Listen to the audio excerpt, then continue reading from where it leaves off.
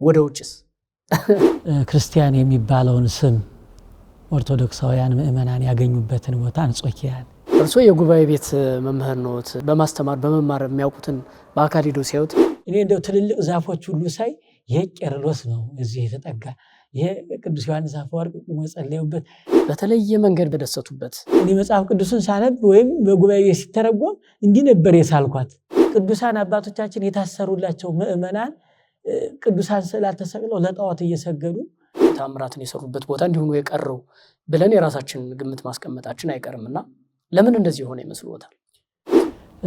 ኤፌሶንን፣ ቁስጥንጥንያን፣ ቀጰዶቅያን በተለየ መንገድ ደግሞ አይተው ልቦ የተሰበረ ያዘኑበት እንዲህ አይነት ነገሮች እንዴት ይመጣሉ ከተባለ ጠንክሮ ካለመስራት ይመጣሉ። በተለይ እንዳንድ የጉባኤ ቤት መምህር ምን ጥቅም አለው? የነበራቸውን እደ ጥበብ ምርምር እንዲህ አድርጎ ሊያሰራ የሚችል እውቀት ነበራቸው ከሚለው ይልቅ ያንን እንዳልነበረ አድርጎ የሚያስጠላ እውቀት አንደኛ እየሰራን ነው ብለን እንዳንመጻደቅ ጸሎትክሙ ጽንዕት ሃይማኖትክሙ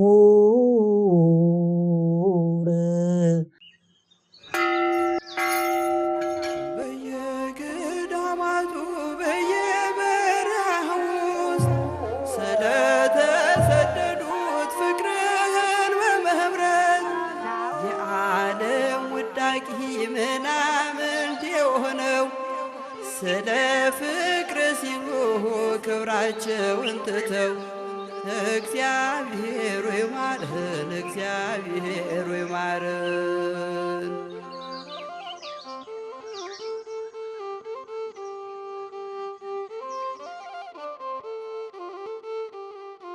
ሰላም ጤና ይስጥልን። የተከበራችሁ የገጸ ገዳማት ወአብነት መርሃ ግብር ተመልካቾች፣ እንደሚታወቀው ማህበረ ቅዱሳን ወደ ቱርክ ሀገር የጉባኤ ቤት መምህራንን ይዞ ተጉዞ ነበረ። በተለይ ደግሞ ቱርክ ሀገር የተለያዩ አካባቢዎች አባቶቻችን ትላልቅ ጉባኤዎችን ያደረጉባቸው ታሪካዊ ስፍራዎች አሉ። እነዛን በአካል ተገኝተው እንዲያው መምህራኑም ደግሞ በማስተማርም በመማርም የሚያውቋቸው ስለሆኑ በአካል ተገኝተው በመጎብኘት በማየት ተሞክሮ እንዲያመጡ የተደረገበትን ሳምንት ተመልክተናል። እንግዲህ እዛ ጉዞ ተሳታፊ የነበሩና ተሞክሯቸውን እንዲያካፍሉን የጋበዝናቸው እንግዶች አሉ። ዛሬ አንድ እንግዳ ይዘናል። አብራችሁን ቆይታ እንድታደርጉ በአክብሮት እንጋብዛለን። የዛሬው እንግዳችን ተመልካቾች መምህር አስተርአይ ገላው ይባላሉ። አባይ ማዶ ፈለገ አእምሮ የአራቱ ትርጓሜ ጉባኤ መምህር ናቸው። እንግዲህ ተሞክሯቸውን እያካፈሉን በሰፊው ማለት ነው አብረውን ቆይታ ያደርጋሉ። በድጋሚ አብራችሁ ቆይታ እንድታደርጉ ግብዣችን ነው። የኔታ እንደምን አሉ? እግዚአብሔር ይመስገን። እንኳን ደህና መጡ። እንኳን ደህና ቆያችሁ። ከጉዞ መልስ ነው እንግዲህ ከአንድ ቀን በኋላ የተገናኘ ነው እና ድካም አለ። እንዴት ነው? በርትተዋል? እግዚአብሔር ይመስገን በጣም ነው የበረታሁት። የመጀመሪያው ነው ጉዞ? እንዴት ነው? ወደ ቱርክ ሀገር መጀመሪያ ነው። ወደ ውጭስ? ለሁሉም መጀመሪያ ነው። ያው የመጨረሻ ባይሆንም ሌሎች አካባቢዎችን ገና ብዙ ተሞክሮችን መውሰድ መንቀሳቀሱ ይኖራልና ይሄ ጥሩ በር ከፋች ነበረ ማለት እንችላለን አይደለ? እግዚአብሔር ይመስገን በጣም መልካም። ማንም ሰው ቢሆን እንግዲህ ከቱርክ ሲመለሱ ወይም ከሆነ ሀገር ደርሰው ሲመለሱ ጉዞ እንዴት ነበረ ምን ይመስል ነበር ነው ሊባል የሚችለውና እንግዲህ ቱርክ ሀገር የታላላቅ ጉባኤ የተካሄደባቸው አካባቢዎች አሉ። ቅዱሳን አባቶቻችን ያስተማሩባቸው፣ ብዙ ታሪክ የሰሩባቸው፣ ያለፉባቸው፣ የተወለዱ ያረፉባቸው እንደዚህ አይነት ነገሮች በጣም ብዙ መጥቀስ እንችላለን እና እንደው በጥቅሉ ጉዞ ምን ይመስል ነበር? የመጀመሪያ ጥያቄ ይሁን። መልካም ነበር፣ እጅግ ደስ የሚያሰኝ ከምንም በላይ ሀገራትን ተዟዙሮ እንደማየት በተለይ ደግሞ አበው ትልልቅ ስራ የሰሩበትን ቅዱሳት መካናት ሄዶ መሳለም ሄዶ ማየት እጅግ ከሁሉም ነገሮች በላይ መልካም ነገር ነውና በጣም እጅግ ጥሩ ነው የነበረው። ማንም ጎበኙ? እንደው በስም ጠቅሰው እዚህ በመጽሐፉ በማስተማሩም በመማሩም የሚያውቋቸውን ቦታዎች አይተዋል። በምክንያት ነው ቦታዎችን ያዩትና ማንን አዩ? የት ሄዱ? ቱርክ ውስጥ እንግዲህ ትልልቅ የሚባሉትን በርካታዎቹን አይተናቸዋል። ለመጀመሪያ ጊዜ ከደቀ መዛሙርትነት ክርስቲያን የሚባለውን ስም ኦርቶዶክሳውያን ምእመናን ያገኙበትን ቦታ አንጾኪያን እነ ቅዱስ ጴጥሮስ መንበር ዘርግተው ምእመናንን ያስተማሩበትን ሀገር እነ ቅዱስ ጳውሎስ የተወለዱበትን የትውልድ ሀገር በኪደተ እግራቸው በእግራቸው ዙረው ያስተማሩበትን እነ ኤፌሶንን እነ ቁስጥንጥንያን እነ ቀጰዶቅያን እነ ደርባን እነ ጠርሴስን በርካታዎችን አይተናል። እግዚአብሔር ይመስገን።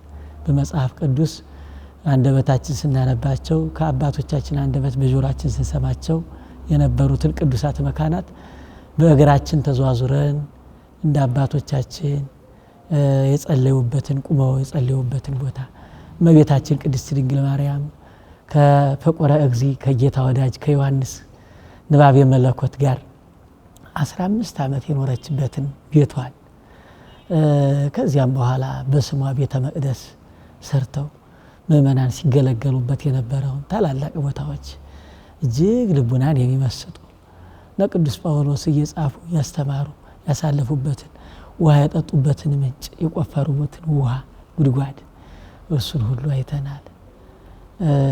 እጅግ ህሊናን ደስ የሚያሰኝ በእውነቱ መጽሐፍ ቅዱስን በዓይናችን አይተን መተናል። በተወሰነ መስመር እግዚአብሔር ይመስገን። እንደ ጉባኤ ቤት የተካሄደባቸው አካባቢዎች በጣም ታላላቁ ሁሉም ሶስቱ ጉባኤያት የተደረጉባቸው ኒቅያ፣ ቁስጥንጥንያ፣ ኤፌሶን እነዚህ ሶስቱንም አይተናቸዋል። ለእግዚአብሔር ቸርነት። እርስዎ የጉባኤ ቤት መምህር ነዎት። በጉባኤ ቤት ረጅም ጊዜ አሳልፈዋል። አሁን ደግሞ በማስተማሩ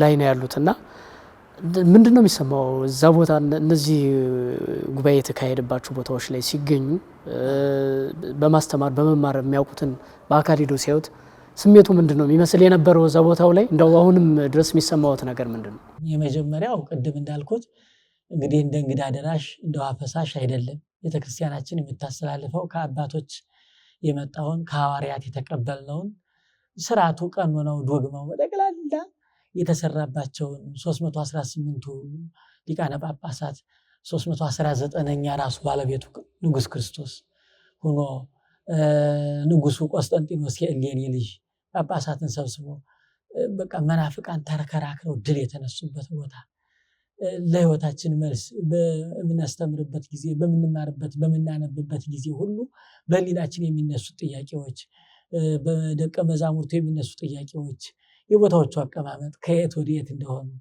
ያሉትን ነገሮች በማየቴ እጅግ ደስ ብሎኛል።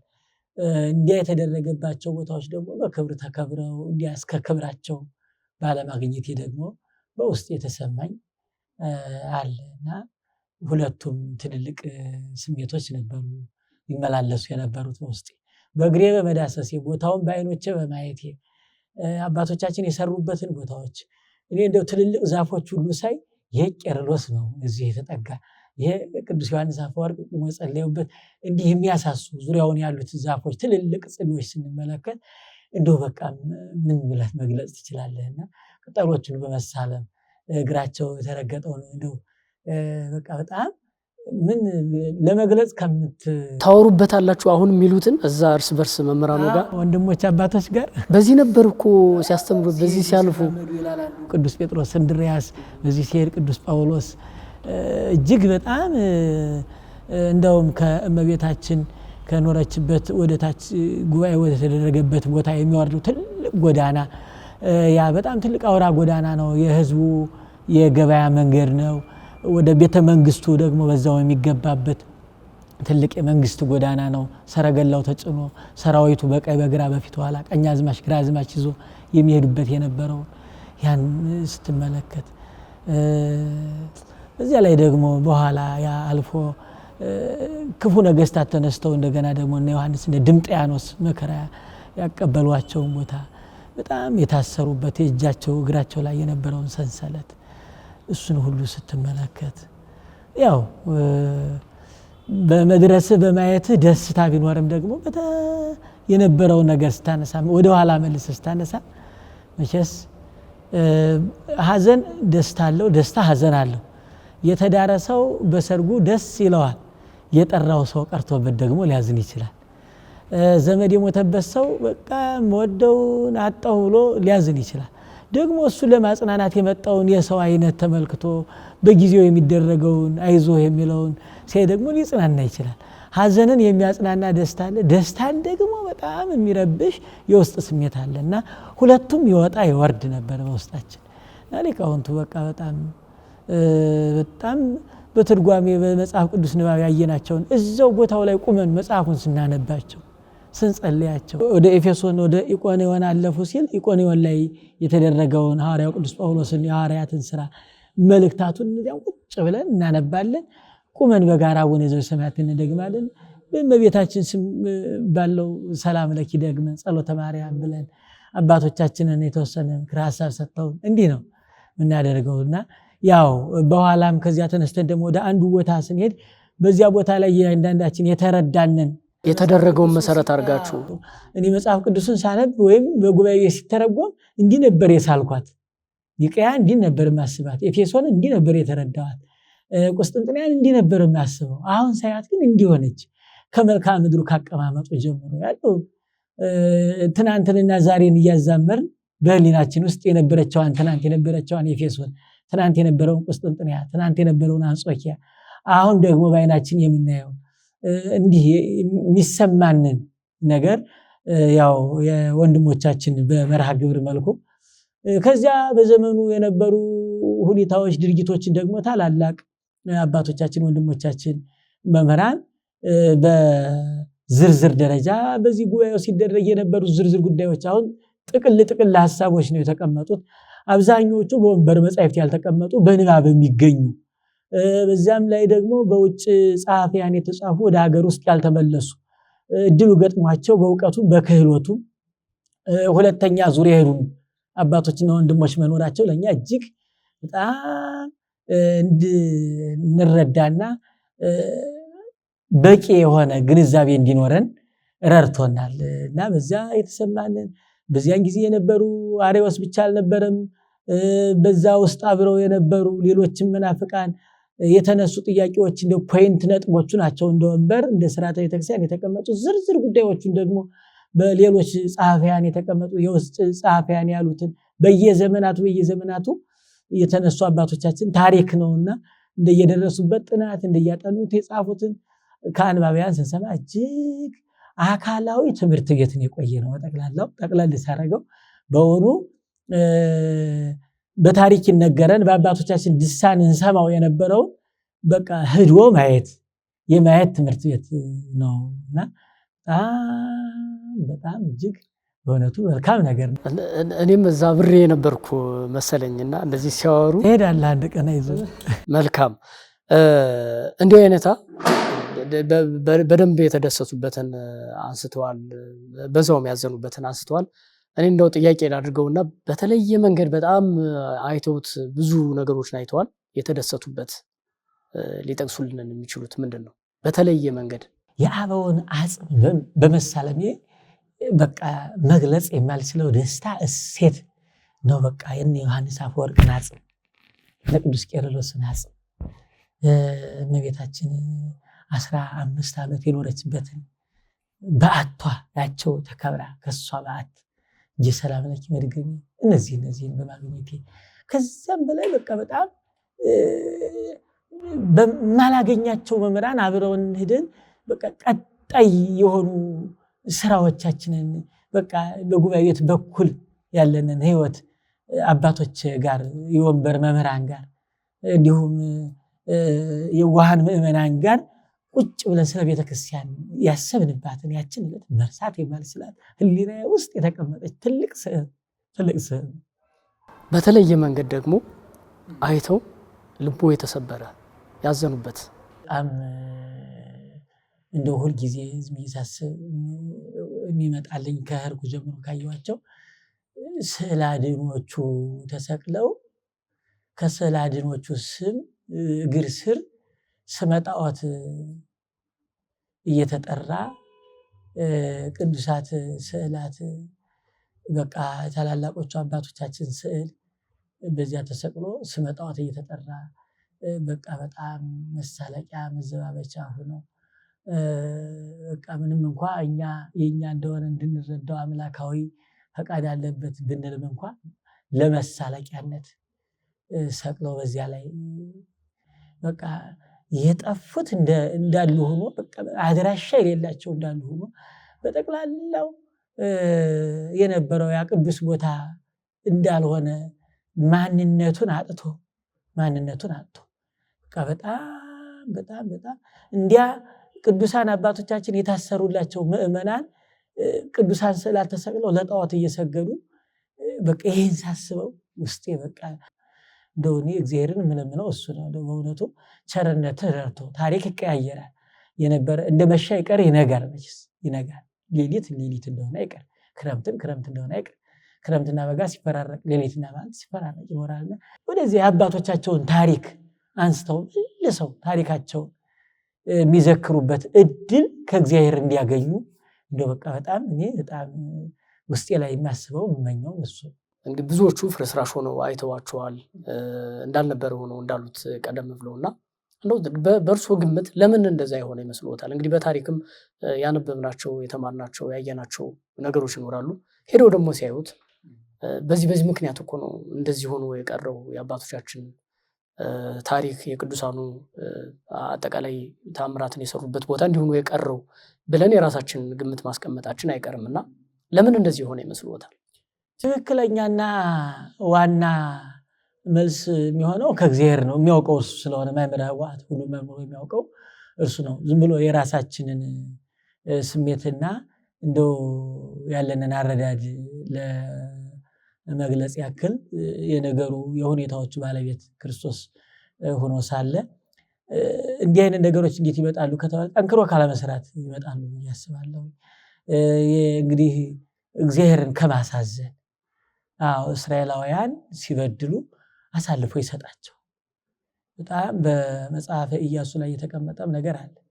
ይሄ ለቤተ መቅደሱ የማይመጥን ህይወት ሲያደርጉ እንደ አካን አይነት ጠባይ እርም የሆነውን ነገር የእግዚአብሔርን አምላክነት እግዚአብሔርን መገዳይ ቸርነቱን ተጠቅሞ እግዚአብሔርን እንደሌለ በመቁጠር የሰው ልጅ የኃጢአት ከተማ ሲሆን ሲሰለጥንበት ልቡ ነው የኃጢአት ከተማ ሲሆን አምልኮ ጣዖት ሲበዛ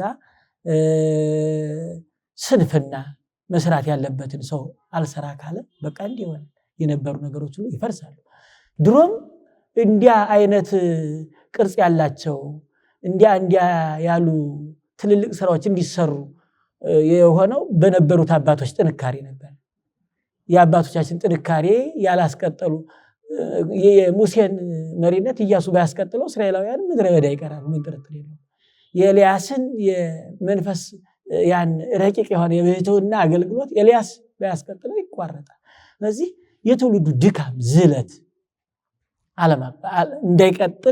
እንዲቀጥል ድርሻ ጠጠር መወርወር ያስፈልጋል። መቼስ የዝናብ ጠብታ ተጠራቅሞ አይደለ ጎርፍ የሚሆነው፣ የጤፍ ቅንጣት ተጠራቅማ ነው ጎተራ የምትሞላው። ገበሬው እንዲያ ነው። እንዲያ ስለሆነ የሰው ልጆች ድርሻቸውን አለመወጣት በቃ ጉባኤ ቤቶቹ ሲያቆሙ አቆሙ። የደቀ መዛሙርቱ ስራ ነው። ሐዋርያትና ቅዱስ ጴጥሮስ ከዚያም ቀጥለው አስተማሩ። ቅዱሳን ጉባኤ ቤቶቹ ጠነከሩ፣ በጣም ታተሩ፣ ሰሩ። የጉባኤ ቤቶቹ ጥንካሬ ሲያቆም አቆም እንዳልነበረ ሆነና በትምህርት አድገው ነበር። በሌላ ትምህርት አሁንም ጠፍተዋል። ስልጣኔ በሚባል ሰበብ የእጃቸው ላይ ያላቸውን ነገር አስጥሎ ባዶ የሆነ ህይወትን የሚያሳጣ ከእግዚአብሔር ጋር የሚያገናኘውን መስመር ቆርጠው እንደገና ለፍጡር በእጅ ለሚሰራ እነሱ ለካቡት ድንጋይ እንዲሰግዱ አድርጓቸዋል። እና በስንፍና ያው የስልጣኔ እድገት ከዚያውም ደግሞ የጠላቶቻችን ጠንካራ ስራ ነው። ጠንክረው ሰርተዋል ጠላቶቻችን። በቃ ይሄ ውጤታቸው ምን ታደርጋለህ? ጥረታቸው በዚያ ልክ እንዲሆን ያደረገው ማድረግ ያለባቸውን አድርገዋል። እኛ ማድረግ ያለብንን አላደረግንም። አሁንም ያው እና ስለዚህ ያው ጠንክረው መስራታቸውን መንቀፍ ጅልነት ካልሆነ በቀር ምንም ጠንክሮ መስራት ነው እንጂ ጠንክሮ ሰርቶ የደረሰውን ታሪክ በጠላትነት ብተርከው ስለሰሩ እዚህ ደረጃ ላይ ደርሰዋል፣ ተሳክቶላቸዋል ነው ልንል የሱበት የሚገባቸው ግብ ቅዳቅደው ይዘው ሰሩ። ቱርክን እንድትሆን የሚፈልጓትን አገር አድርገው ሰሯት። በዚያ ልክ ነው ስራቸው። ስለዚህ እኛ ደግሞ ስላልሰራ ያው ነበርን እያልን የእድር መሪ ሰውየው ሳለ ገሌ እንዲህ ነው ብሶታል ብሎ ያወራል። ሲሞት ግን እንዲህ ነበር እኮ ነበር። ምን ያደርጋል የእድር መሪ ወግን እና ያው አለመስራት ነው ጠቅለል ብዬ የኔ አረዳድ አለመስራት። ግምቱ ያንን ነው የሚመስለው ነው። በእርግጥ ግምት ብቻ ሳይሆን እውነት ስለሆነ እንደው ከቱር ከማድረግ ባሻገር ጉብኝት ከማድረግ ባሻገር ይህ ጉዞ ያለው ጥቅም ምንድን ነው ለእርሶ? በተለይ እንዳንድ የጉባኤ ቤት መምህር ምን ጥቅም አለው? አንደኛ እየሰራን ነው ብለን እንዳንመጻደቅ ብዙ ስራዎቻችንን ምን ያክል እንዴት እንደሚጠበቅብን አይቻለም። በቃ እንደዚህ ነው እኮ ትመነምናለች እንጂ አትበጠስም፣ እንደዚያ ነው ያልን ዝም ብለን የምናወራቸው ነገሮች አሉ። ይሄ ቃላት መደርደር ብቻው በዚያ ልክ ነው። ብንሰራ ደግሞ ለሰሩት አባቶቻችን አግዞ ምን ያክል ሰርተው እንደነበሩ አይቻልም። ከሚሰሩት ጋር እግዚአብሔር እንደማይለይ ሰርተው ነበር። ያልሰሩት ሰዎች ዕጣ ፈንታ ሲደርስ ጠፋ እንጂ የሰሩትን ሰዎች እስካሁን ድረስ አሻራቸው ጥንካሬያቸውን የነበረውን ነገር አይቻለሁ እና ስለዚህ ምጽድቅን ትምክህትን ዝለትን ስንፍናን አስወግደን አንዱንን መስራት እንዳለብንና ብዙ ስራ እንደሚጠበቅብን ተረድቻለሁ። ባንሰራና ድርሻችን ባንወጣ አገር ምን እንደምትሆን ደግሞ ተረድቻለሁ። አገር ምን እንደምትሆን ይሄ ዝም ብሎ በቃ እኛ አንደኛ ነን የቅዱሳን ከተማ ናት እንዴ?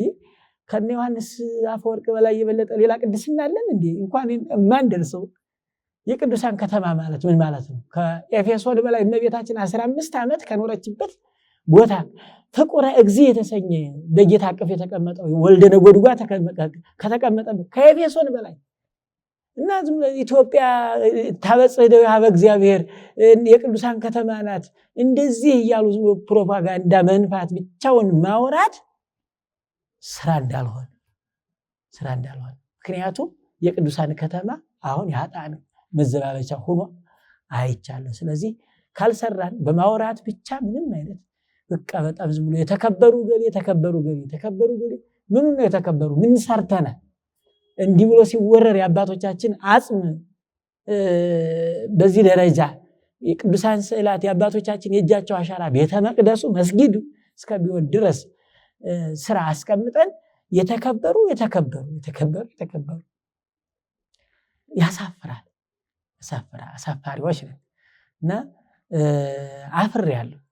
አንዳንድ ጊዜ ዞር ብዬ ሳየው እንደው በቃ በጣም የምንበሳጭባቸው የምንቆጣ አንዱ ሊቅ ከአንዱ ሊቅ የሚርቅበትን ልዩነት የምንፈጥርበትን ማንግባባባቸውን መንገዶች ሳስብ ማፈሪያዎች ነን ብያለሁ።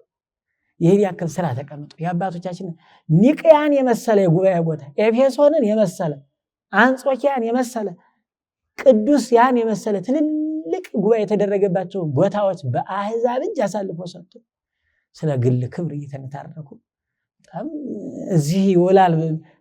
አንዳንዶቹ ደግመህ ልትናገራቸው በሚሰቀጥጡ ቃላት እኔ መልአከ ገሌ ያልተባልኩ ሊቀ ገሌ ያልተባልኩ ስንሽ ሞነሞን በቃ በጣም ብቻ ለመግለጽ በሚከብድ ደረጃ አይቻለሁኝና እውነቱ እግዚአብሔር ይርዳል። የጉዞ የጉባኤ ቤት መምህራንም እነሱን ያማከለ መሆኑም እነሱን መሰረት አድርጎ የተደረገ ጉዞ መሆኑም ዓላማው እዛ ጉባኤ ቤቶች ምንድነው ትልልቅ ጉባኤት የተደረጉበት ቦታ ነው። ከሚያስተምሩት ከተማሩት ከስራዎቻቸው ጸባይ ጋር የሚገናኙ ብዙ ነገሮች ስላሉ ተብሎ በዓላማ ነው ያ የተደረገውና እኔ አስታውሳለሁ አሸኛኘት ሲደረግ የማህበረ ቅዱሳን ጽሕፈት ቤት ዋና ኃላፊ መምህር ዋሲሁን በላይ የጉዞም ተሳታፊ ነበሩ። ከዚህ በኋላ እንደዚህ አይነት ጉዞዎችን ከዚህ በፊት ማህበረ ቅዱሳን የገዳማት አባቶችን እናቶችን መምህራንን ወደ ግብፅም ወስዶ በተለይ ራስን ከመቻል አንጻር ከመቻል ረገድ ብዙ ተሞክሮች እንዲመጡ ተደርጓልና ለውጦችም እየታዩ ነው ከዛ አንጻር ማለት ነውና ይህንን ጉዞ ማህበረ ቅዱሳን ያስቀጥለዋል ማለት አይደለም።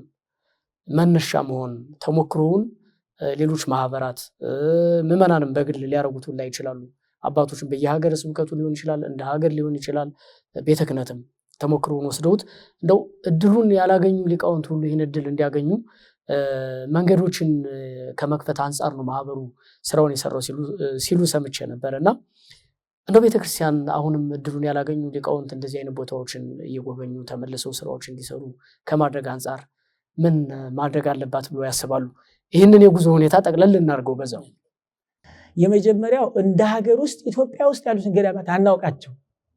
እንደ በተለያየ አጋጣሚ ነው እንደ አሁን አክሱምን፣ እንደዚህ ደብረ ሊባኖስን፣ ሐይቅ እስጢፋኖስን፣ ዳጋ ውስጥ ያሉ ቅዱሳን እነዚህን አብዛኞቹ የጉባኤ ቤተ መምህራን አናውቃቸው በግል ጥረት ካልሆነ በቀር።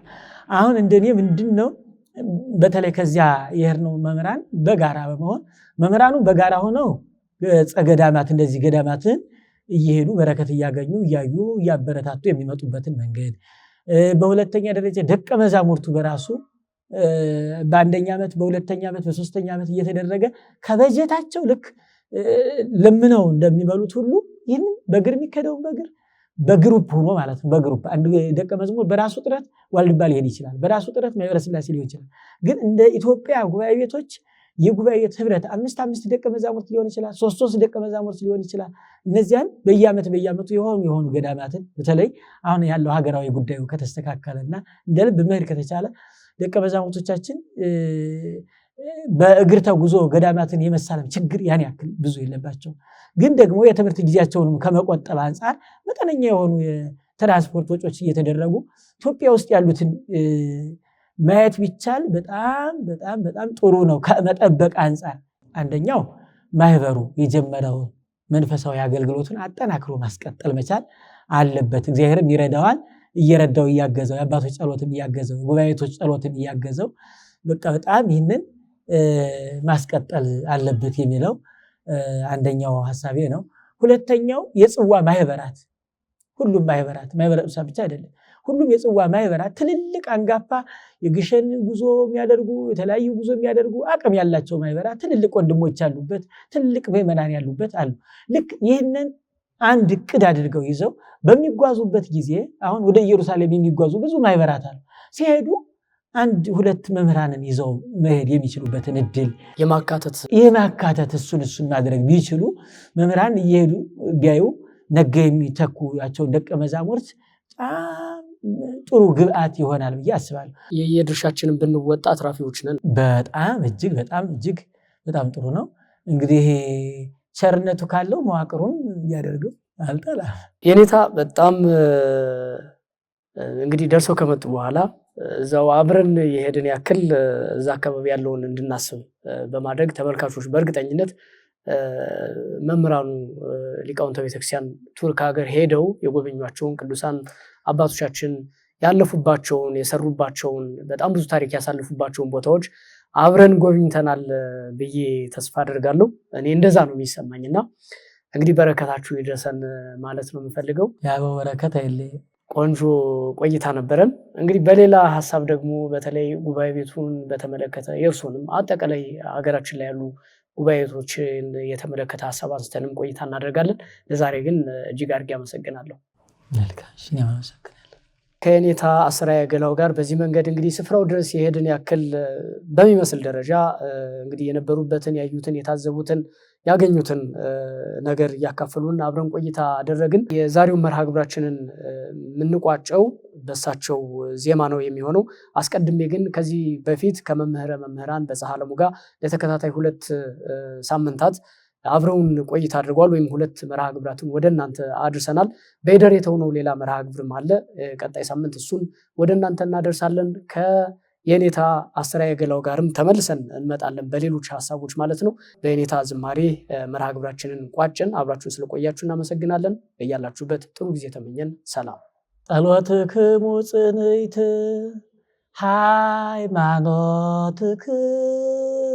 ሃይማኖትክሙ ትይት እንተ በኩሉ ትረድ ሰናያን ወውርዝዋን በምግባረ ጽድቅ አጋዝያን አንትሙ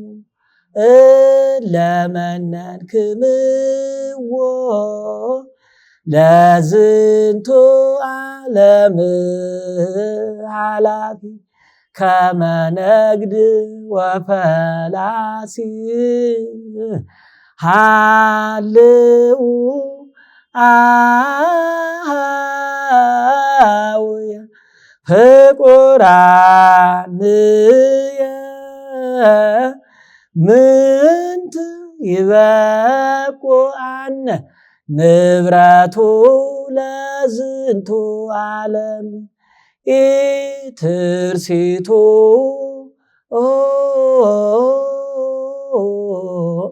ለዝንቱ ዓለም ኢወርቅ ሲያጡ ለነፍስክሙ ሃቡነ አጥብዕ ወንንሣእ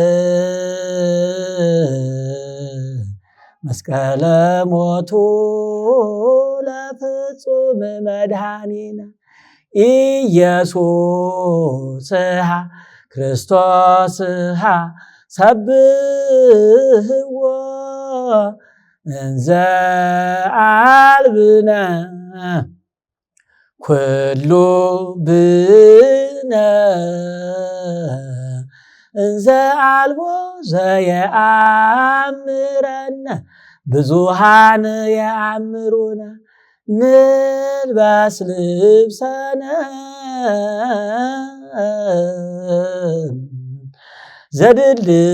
ዘድልው ለነ በኀቤሁ ማኅደርነ ዘበሰማያት። ቅዱስ ያሬድ በዜማ እንዲህ ብሎ አመስግኗቸዋል ቅዱሳን አባቶቻችን። እነሱ በረከት ይደርብን። በየገዳማቱ በየበረሃው ውስጥ ስለተሰደዱት ፍቅርህን በመብረት የዓለም ውዳቂ ምናምንት የሆነው ስለ ፍቅር ሲሉ ክብራቸውን ትተው እግዚአብሔር ሆይ ማረን፣ እግዚአብሔር ሆይ ማረን።